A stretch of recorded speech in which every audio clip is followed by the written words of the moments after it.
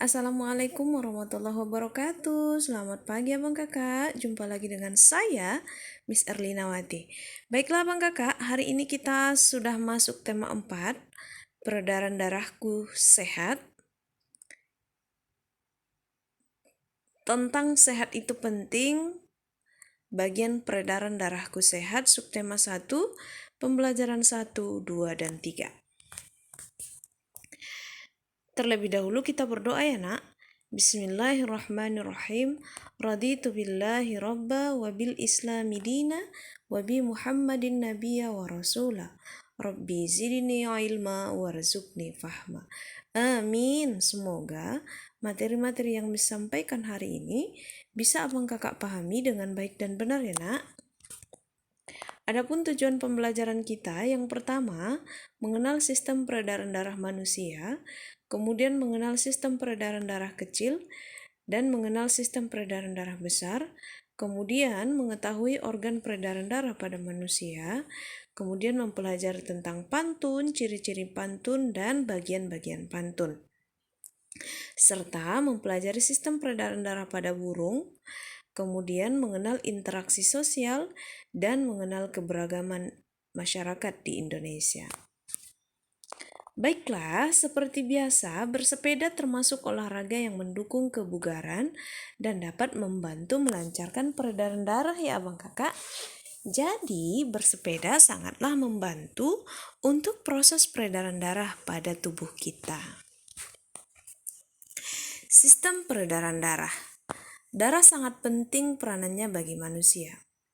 Peranan darah antara lain mengalirkan oksigen ke seluruh tubuh dan mengangkut karbon dioksida dari seluruh tubuh menuju paru-paru. Dalam tubuh manusia, darah mengalir melalui organ-organ peredaran darah. Mengalirnya darah di dalam tubuh disebut sistem peredaran darah, di mana sistem peredaran darah dalam tubuh ada dua, yaitu peredaran darah kecil dan peredaran darah besar. Jadi, peranan sistem peredaran darah pada manusia sangat penting ya abang kakak. Kita akan melihat terlebih dahulu peredaran darah kecil. Nah, untuk abang kakak ketahui hal ini, silahkan abang kakak catat di buku ya nak. Sistem peredaran darah kecil. Darah mengalir dari bilik kanan menuju paru-paru melalui arteri pulmonalis. Dalam paru-paru terjadi pertukaran darah yang banyak mengandung karbon dioksida CO2 dengan darah yang banyak mengandung oksigen atau O2. Darah yang banyak mengandung O2 kembali ke jantung melalui vena pulmonalis. Berikut alur sistem peredaran darah kecil. Yang pertama, bilik kanan menuju arteri pulmonalis, menuju paru-paru, menuju vena pulmonalis, dan serambi kiri. Untuk lebih jelasnya, bisa abang kakak amati gambar bergerak di samping ya nak. Oke, Miss terangkan lagi bahwasanya sistem peredaran darah kecil ini silahkan kamu catat di buku ya nak. Yang kedua, sistem peredaran darah besar. Dan poin ini juga dicatat di buku ya. Darah yang banyak mengandung O2 mengalir dari bilik kiri jantung ke seluruh tubuh, kecuali paru-paru, melalui arteri besar yang disebut dengan aorta. Selanjutnya, terjadi pertukaran darah yang banyak mengandung oksigen dengan darah yang banyak mengandung karbon dioksida di seluruh tubuh. Darah yang banyak mengandung karbon dioksida ini kembali lagi ke jantung melalui vena ke serambi kanan. Berikut alur sistem peredaran darah kecil. Bilik kiri, arteri besar aorta, arteri, seluruh tubuh, vena, serambi kanan. Dan untuk lebih jelasnya, silahkan kamu amati kembali panah yang bergerak pada gambar di samping. Nah, coba perhatian abang kakak. Untuk slide selanjutnya, kamu hanya mencatat yang di garis bawahi ya nak. Nah, tadi sudah kamu catat poin peredaran darah kecil dan peredaran darah besar. Dan untuk slide berikutnya, silakan kamu catat yang Miss garis bawahi. Nah, organ peredaran darah pada manusia. Yang pertama adalah jantung. Perhatikan yang di garis bawahi ya abang kakak. Jantung berfungsi memompa darah ke seluruh tubuh. Jantung memompa darah dengan cara berkontraksi dan berelaksasi secara bergantian, sehingga jantung berdenyut, mengembang, dan mengempis. Jantung tersusun atas kumpulan otot-otot yang sangat kuat dan disebut miokardium.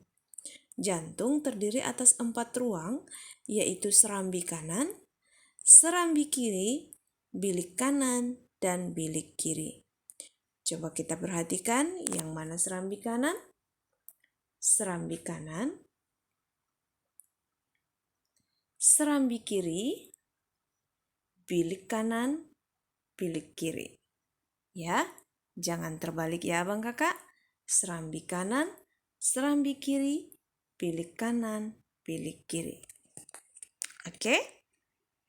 Nah, katup jantung berfungsi untuk mencegah bercampurnya darah yang mengandung oksigen dengan darah yang mengandung karbon dioksida. Ingat, organ peredaran darah pada manusia yang pertama adalah jantung. Yang kedua adalah pembuluh darah. Pembuluh darah merupakan saluran tempat mengalirnya darah dari jantung ke seluruh tubuh dan dari seluruh tubuh kembali lagi ke jantung. Pembuluh darah terdiri atas 2 jenis ya abang kakak. Yang pertama pembuluh nadi dan pembuluh balik. Pembuluh nadi atau arteri yaitu pembuluh yang membawa darah yang kaya akan oksigen keluar dari jantung ke seluruh tubuh. Jadi pembuluh nadi sama dengan arteri ya abang kakak.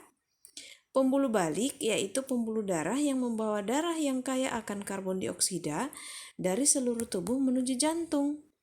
Pembuluh nadi dan pembuluh balik bercabang-cabang ya abang kakak. Ujung cabang pembuluh terkecil disebut pembuluh kapiler. Pembuluh kapiler sangat halus, berdinding tipis dan berpori.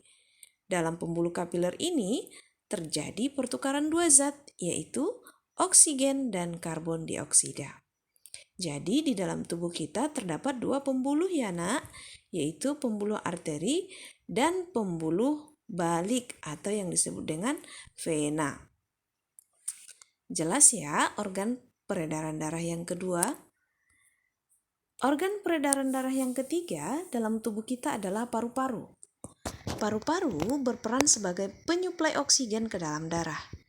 Darah yang telah diedarkan ke seluruh tubuh tidak lagi mengandung oksigen, akan tetapi banyak mengandung karbon dioksida. Setelah kembali ke jantung, darah yang kaya mengandung karbon dioksida tersebut dipompa ke dalam paru-paru. Selanjutnya, karbon dioksida diambil dan diganti dengan oksigen melalui proses pernapasan. Paru-paru kita terdiri atas ribuan tabung bercabang. Tabung bercabang yang jumlahnya ribuan semakin ke ujung semakin kecil. Pada ujung yang mengecil terdapat kantung udara. Kantung udara tersebut dinamakan alveoli. Oke, itu adalah organ peredaran darah yang ketiga dalam tubuh kita ya nak, paru-paru. Nah, sekarang coba Miss membaca 1 buah pantun. Rambutku lebat, rambutku subur, tidak dapat dipasang jepitan. Tubuhku sehat, ku ucap syukur, darah mengalir tanpa hambatan. Nah, ini merupakan salah satu contoh dari pantun. Nah, pantun. Kita lihat contoh berikutnya. Langit luas warnanya biru, diciptakan Rabbul Izzati. Perhatikan penjelasan guru supaya engkau mudah mengerti. Nah, pantun. Ini juga perlu abang kakak catat di buku ya nak.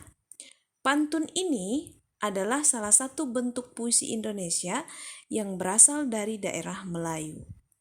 Di mana ciri-ciri pantun ini yang pertama bersajak ABAB, kedua 1 bait terdiri dari 4 baris, ketiga tiap baris terdiri atas 8 sampai 12 suku kata. Itu dia ciri-ciri pantun ya nak. Kemudian biasanya pantun terdiri atas dua bagian. Bagian yang pertama disebut sampiran dan yang kedua disebut isi. Sampiran merupakan kata-kata dalam dua baris pertama atau baris ke-1 dan kedua di setiap bait. Isi merupakan kata-kata dalam dua baris terakhir atau baris ketiga dan keempat di setiap bait. Sangat jelas ya abang kakak untuk pantun. Nah, sekarang kita akan melihat sistem peredaran darah pada burung. Ternyata jantung burung mempunyai bagian-bagian yang sama seperti jantung manusia. Burung mempunyai dua sistem peredaran darah, yaitu sistem peredaran darah tertutup dan peredaran darah ganda. Darah yang mengalir melalui pembuluh darah inilah yang disebut sebagai sistem peredaran darah tertutup. Artinya, darah yang mengalir pada tubuh burung akan tetap berada dalam pembuluh darah yang ada di seluruh tubuhnya. Selain sistem peredaran darah tertutup, peredaran darah pada burung juga terjadi dengan cara sistem peredaran darah ganda. Dalam sistem peredaran darah ini, berarti dalam satu kali proses mengalir dalam tubuh. Darah di tubuh burung akan melewati jantung sebanyak 2 kali. Itulah yang kita sebut dengan sistem peredaran darah ganda pada burung. Jadi, pada burung terdapat dua sistem peredaran darah ya nak. Satu peredaran darah tertutup dan yang kedua peredaran darah ganda. Coba kita amati video berikut.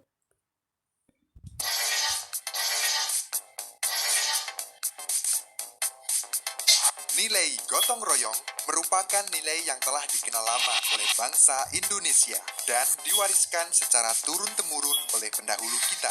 Nilai gotong royong perlu dipelihara oleh bangsa Indonesia untuk menyelesaikan berbagai pekerjaan rumah bangsa ini. Gotong royong melibatkan kesadaran setiap lapisan masyarakat, dimulai dari diri sendiri hingga pada level pemerintah dan bangsa Indonesia. Gotong royong dapat mendorong masyarakat untuk bersatu. Selain itu, semangat solidaritas juga mendorong kerjasama antar individu dan antar kelompok. Ketika solidaritas telah terbentuk, maka kepentingan individu atau kelompok masyarakat dapat dikesampingkan terlebih dahulu untuk kepentingan bersama, sehingga menghasilkan sesuatu yang bermanfaat untuk masyarakat yang lebih luas. Nah, itu tadi video tentang bergotong royong dan solidaritas di dalam bermasyarakat. Interaksi sosial. Nah, manusia hidup dalam lingkungan tertentu.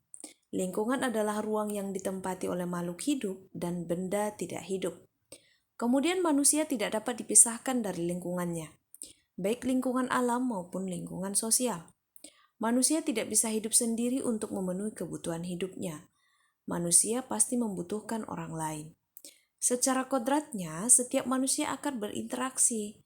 Interaksi antar individu dengan kelompok. Interaksi tersebut dinamakan dengan interaksi sosial.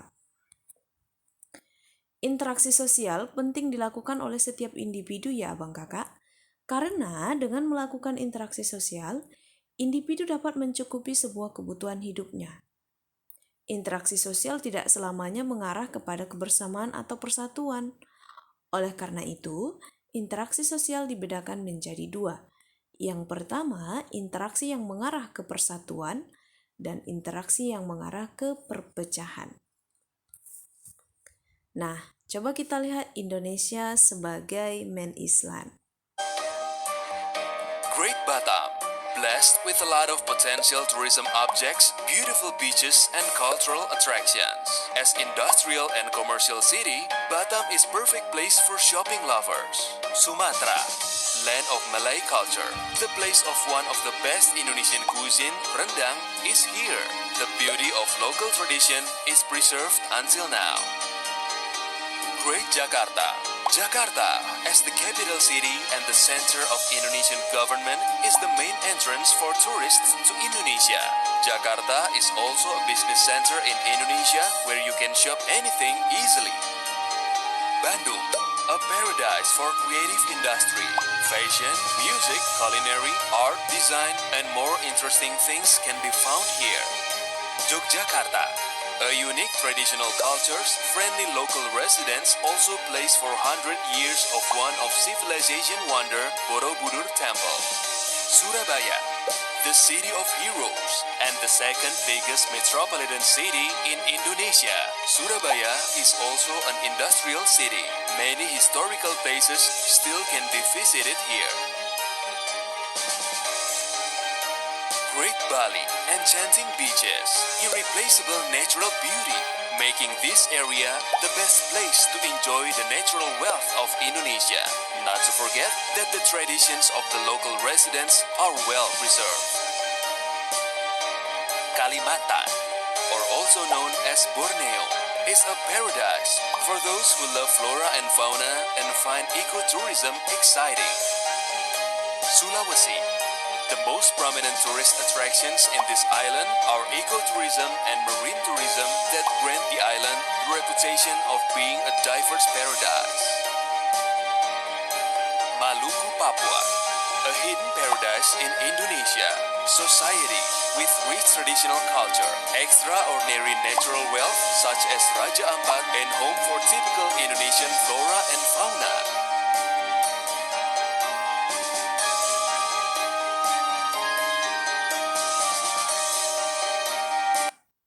Nah, itu tadi adalah video yang memperlihatkan bahwasanya Indonesia kaya dengan beragam jenis budaya, alat musik, kemudian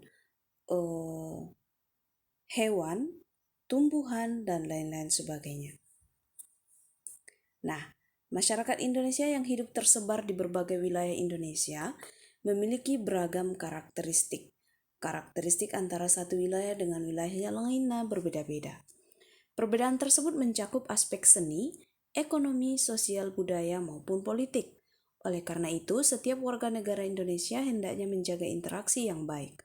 Interaksi yang baik, perbedaan tersebut dapat mendukung pembangunan nasional. Setiap warga negara hendaknya memahami bahwa perbedaan merupakan kodrat dari Tuhan Yang Maha Esa. Oleh karena itu, kamu harus mengelola perbedaan tersebut menjadi suatu kekuatan.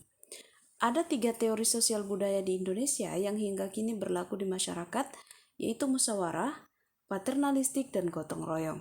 Budaya ini apabila dikembangkan akan mendukung pembangunan nasional. Selain itu, musyawarah paternalistik dan gotong royong juga akan mendukung ketahanan aspek sosial budaya yang tangguh. Jadi yang harus dijaga di dalam bermasyarakat ada 3 ya Bang Kakak, bermusyawarah, gotong royong, dan menjaga interaksi supaya interaksi tersebut memunculkan persatuan atau menumbuhkan persatuan. Oke? Di dalam surah Al-Baqarah ayat 173 Allah juga menjelaskan, sesungguhnya Dia hanya mengharamkan atasmu bangkai, darah, daging babi, dan daging hewan yang disembelih dengan menyebut nama selain Allah. Tetapi barang siapa terpaksa memakannya bukan karena menginginkannya dan tidak pula melampaui batas, maka tidak ada dosa baginya. Ya, itu tadi ya Abang Kakak. Oke, terima kasih banyak sudah menonton video pembelajaran kita hari ini. Jangan lupa mencatat poin-poin yang Miss sampaikan pada materi tadi di buku catatan ya Bang Kakak. Oke, pesan Miss jaga kesehatan, kemudian laksanakan sholat 5 waktu. Miss tutup. Assalamualaikum warahmatullahi wabarakatuh.